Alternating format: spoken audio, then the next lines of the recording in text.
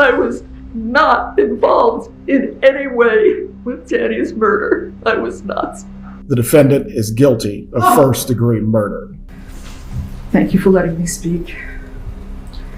My son-in-law, Dan Márquez, was a fine and decent man. He was well-educated and passionate about his career. He was a good son-in-law, but more importantly, he was a caring and loving father.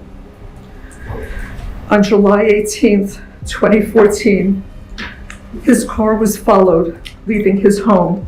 Danny wasn't just being followed, he was being hunted. He was brutally murdered in broad daylight, sitting in his car, in his garage, by vicious killers. I cannot imagine the terror he felt when he saw a gun pointed at him through the window of his car. Danny died in the early morning hours of July 19th.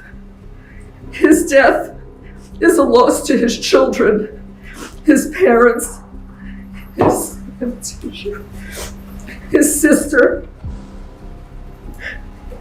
all of us in his family, his friends, his colleagues in the legal community, and to his students at FSU Law School. Danny's boys each have a photo of themselves with their Abba, their dad, beside their beds. They grew up kissing the framed photo and saying, "Good night, Abba, I love you." The pictures and memories are all they have because cruel, cold-hearted people took him from all of us who loved him. My heart was broken when Danny died. My grandsons were going to grow up without the father who loved them. I wondered, how could we help these boys through this trauma? It was then that my husband and I knew that the best way to honor Danny's memory would be to share with these children an abundance of love, the love that Danny would have given them if he were alive. It is interesting how the state can't make up its mind about who is what they call the, quote, mastermind behind this murder. In both of Catherine McBanawa's trials, the state claimed she was the mastermind behind Danny's murder.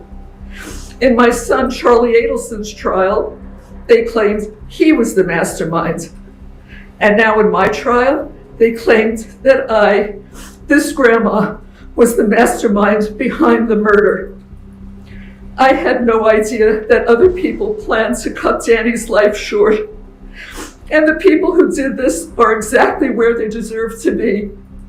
But I had no knowledge that this horrible, evil act was going to take place. If I had become aware of this plan before Danny was murdered, I would have stopped it.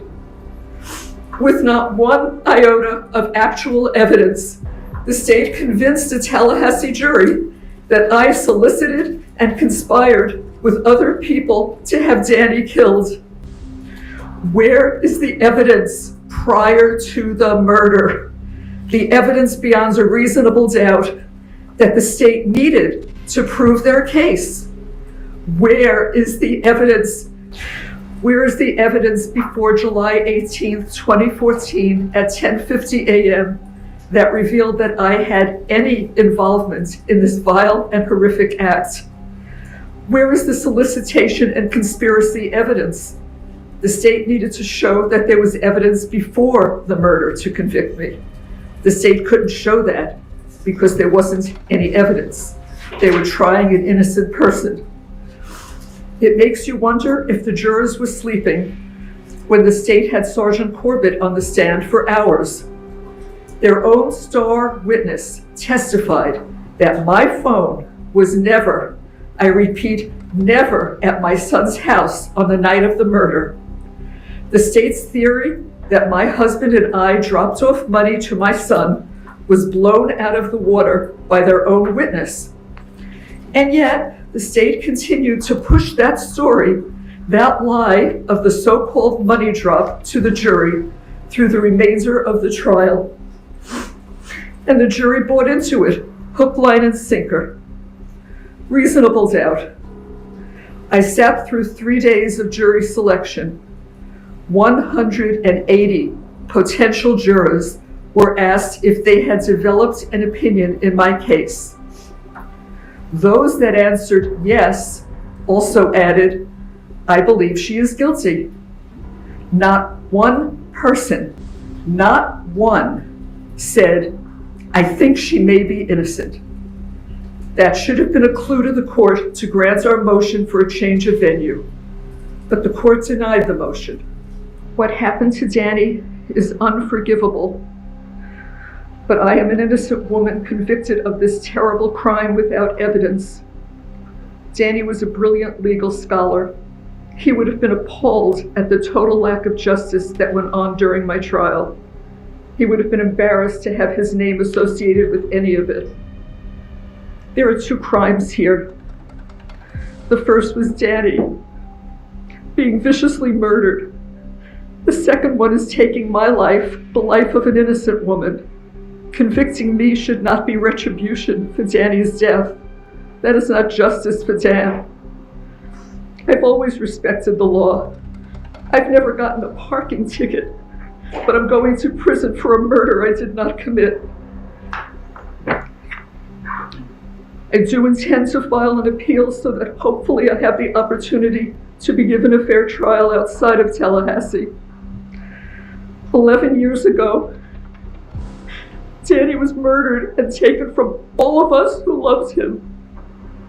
For the past 9.5 years, the state has broadcast to the world, including Danny's parents and sister, that I hired hitmen to kill him.